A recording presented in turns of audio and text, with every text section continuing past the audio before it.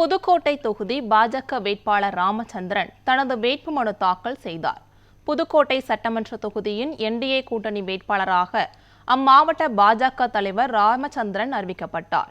இந்த நிலையில் அதிமுக மாவட்ட செயலாளர் டாக்டர் சி விஜயபாஸ்கர் மற்றும் கூட்டணி கட்சி நிர்வாகிகள், தொண்டர்கள் புடைசூழ ராமச்சந்திரன் தனது வேட்புமனுவை தாக்கல் செய்தார்.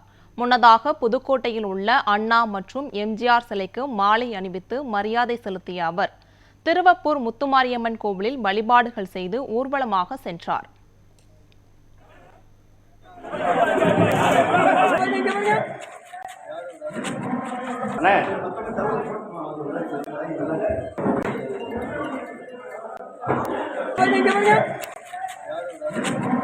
அண்ணே